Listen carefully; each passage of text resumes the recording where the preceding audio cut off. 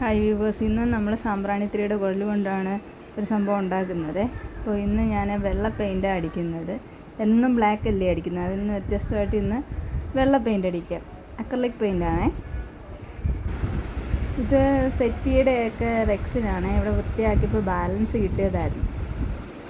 അതിൻ്റെ അകത്ത് ഞാനാണെങ്കിൽ ചെറിയ രീതിയിൽ സ്കെയിൽ വെച്ച് അടയാളപ്പെടുത്തി 1 സെൻറ്റിമീറ്റർ വെച്ചൊക്കെ അടയാളപ്പെടുത്തി കുത്തിട്ടിട്ടുണ്ട്. അതിലേക്ക് നമുക്ക് ചെറിയ ചെറിയ ഹോള് പോലെ ഉണ്ടാക്കിയെടുക്കണം.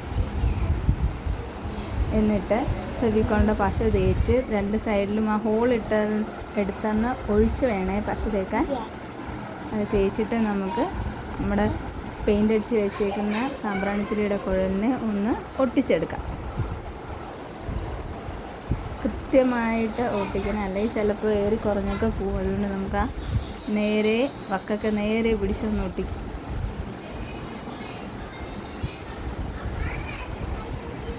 നമ്മൾ ആ ഹോളിട്ട സ്ഥലത്ത് പശ തേച്ചിട്ടില്ല, അതിൻ്റെ ബാക്കി അപ്പുറത്തെ സൈഡ് മുതലേ ഒട്ടത്തുള്ളൂ.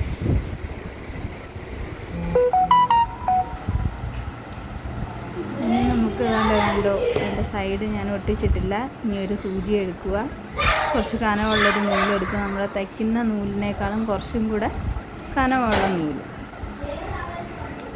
എന്നിട്ട് നമുക്ക് 2 സൈഡിൽ നിന്ന് അങ്ങോട്ടും ഇങ്ങോട്ടും ഈ ഹോളിനകത്തൂടെ കയറ്റി തയ്ക്കുന്ന പോലെ ആക്കിയെടുക്കാം. ആദ്യമായിട്ടാണ് വീഡിയോ കാണുന്നവരുണ്ടെങ്കിൽ സബ്സ്ക്രൈബ് ചെയ്യുക. നിങ്ങൾക്ക് ഇഷ്ടമായ നിങ്ങൾ ലൈക്ക് ചെയ്യുക, ഷെയർ ചെയ്യുക.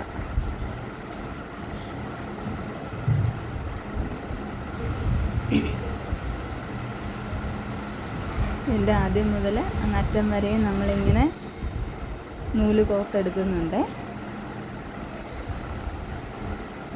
കുറച്ചുകൂടെ നല്ല കളർ നൂലൊക്കെ ആണെങ്കിൽ കുറച്ചുകൂടെ നല്ല ഭംഗിയായിരിക്കും കാണാൻ. എൻ്റെ കയ്യിലിപ്പോൾ ഇതേ ഉള്ളൂ, അതുകൊണ്ട് ഞാനിത് വെച്ച് കോർത്തെടുക്കുക.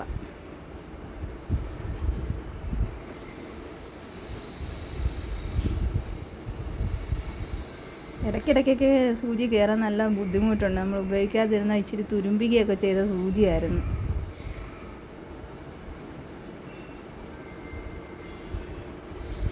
ഇപ്പം ഏതാണ്ട് പകുതിയോളം ഞാൻ ചെയ്ത് കഴിഞ്ഞു,